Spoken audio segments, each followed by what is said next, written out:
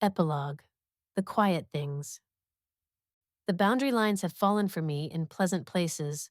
Surely I have a delightful inheritance. Psalm 16, verse 6. The grass was tall and soft, whispering against their legs as they walked through the paddock behind the house. Wildflowers stretched lazily toward the sun, golden buttons, paper daisies, bluebells.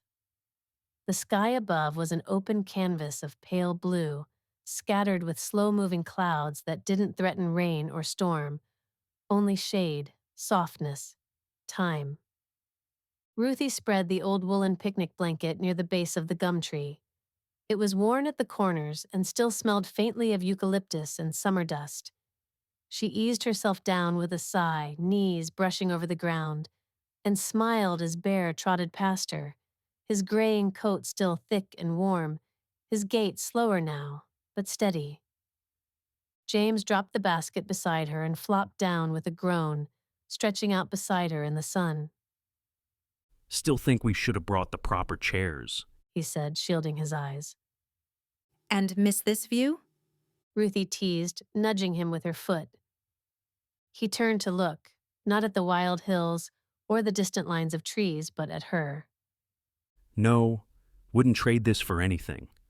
A delighted shriek pierced the quiet, followed by the sound of fast, unsteady footsteps thudding through the grass.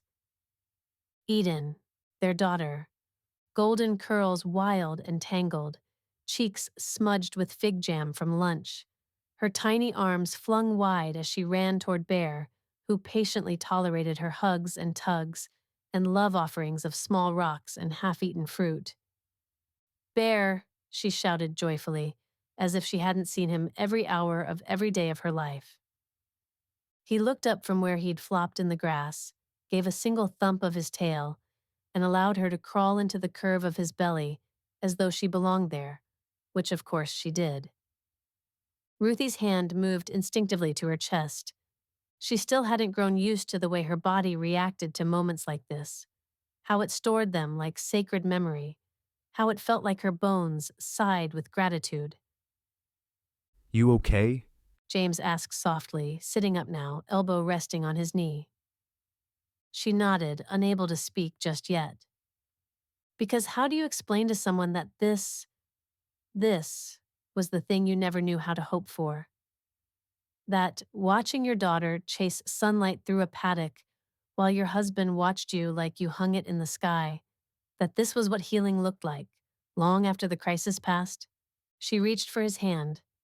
They sat that way for a while, watching Eden spin in circles, picking flowers, giggling at bugs, and yelling, "Cow!" even though there wasn't a cow in sight. Bear followed her, never too far behind. Still her shadow, still Ruthie's, a quiet keeper of the years. She's got your determination. James said, squinting as he watched Eden try to scale a tree stump. And your stubborn streak. Ruthie added with a smirk. They fell quiet again. The kind of quiet that doesn't need filling. The kind you only get after you've faced down storms together and come out the other side still holding hands. Ruthie leaned into him, head on his shoulder. She'll never know that fear. She whispered. She'll never have to unlearn the lie that she's unworthy. James kissed the top of her head. She'll only know love. Ruthie's eyes burned, but she didn't cry. Not this time. Just let the moment wash over her. The warm breeze, the sound of Eden squealing with delight as Bear rolled in the grass beside her. The weight of James's hand on her thigh, the distant hum of bees. The land held them gently. And Ruthie knew in the marrow of her bones. She was no longer surviving. She was living, really living, not looking over her shoulder, not bracing for loss, not waiting for the other shoe to drop. Just breathing, just being, just loved. James handed her a slice of apple from the basket, and she bit into it absently, never taking her eyes off Eden. She's going to change the world, She said quietly. James smiled. She already changed ours. Bear gave a low, contented sigh and flopped on his side. Eden sprawled across him now, drowsy in the sun. Ruthie reached into the basket and pulled out her journal, the same one she used to write prayers in when words didn't come easy. She flipped to the back, tore out a page, and wrote 2 lines. We came back to the garden, and it was still here. Then she folded the page, tucked it under the corner of the blanket, and lay back with her head on James's chest. Above them, the sky stretched wide and steady, and below them, life, quiet and full, unfolded in golden threads across the earth.